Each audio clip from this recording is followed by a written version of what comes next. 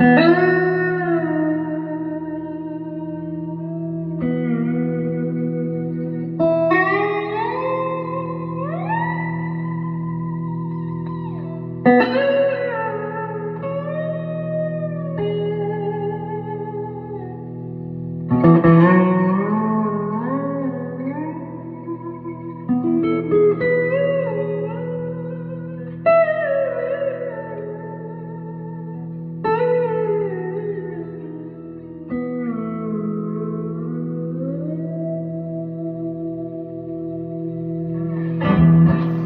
right. This is JD Simo coming at you from my home studio in Nashville. Affectionately call it the House of Grease or the basement. Wanted to talk to you about my new record that comes out January 13th on Crow's Feet Records. Here it is right here. This is what it looks like.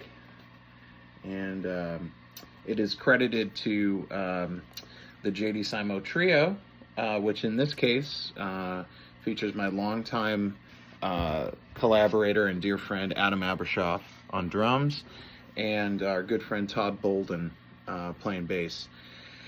And the story behind the record is that in the middle of sort of the spring and summer tours that featured that lineup, there were some songs that were in the show that I just wanted to record, maybe for an EP or maybe as just a digital single, because they were songs we were playing relatively frequently.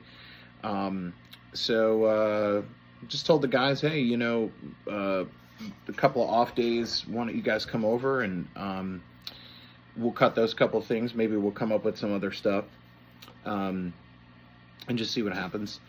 And so didn't really put much thought into the production. It was just live on the floor in here with some room mics and normal studio setup here. And we just leisurely cut some stuff over 2 afternoons and cut Mortgage on My Soul, which is a tune that I've just really loved playing. The lyrics are from an old Fred McDowell song, but Adam came up with his awesome Afrobeat groove that the whole thing is over. So we cut that, and then we cut a version of John Coltrane's Afro Blue, which really happy with the way that turned out. I normally, under regular circumstances, would not approach a piece with that vaulted of a history, but we were just having fun, and it turned out really good. It's very of the moment, you know. And then we quickly wrote a little instrumental that's more than a little inspired by the Meters, so we call it Missy's Strut. And then there's an old, I'd heard Ry Cooder do this song, but it's an old Blind Alfred Reed song called How Could a Poor Man Stand Such Times and Live? And we did that, and it's a different arrangement than Ry did.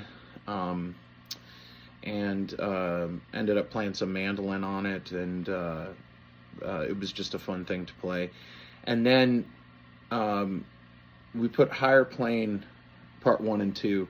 Higher Plane was on my self-titled record that came out in 2020, which was a wonderful time to put out records. But that song on record is one thing, and then what it's turned into live is usually the song that closes the show and goes into an On the Corner-esque freeform, and it's different every night. And I really, you know, in the back of my mind, wanted to try and capture that. So we got a wonderful take of it that is really truthful and in the moment, and so that kind of rounds out the record. And I give a lot of credit to my friends Todd and Adam. They played great on this. You know, they're two of the finest musicians in the country, if not the world, and it's an honor to get to play music with them. And the biggest difference on this as opposed to some prior records, is, you know, this literally is just all about the playing, really. The last several records I've made, the playing is a part of the overall concept of the record, of course, but this is just three of us, no production, live vocals, no overdubs,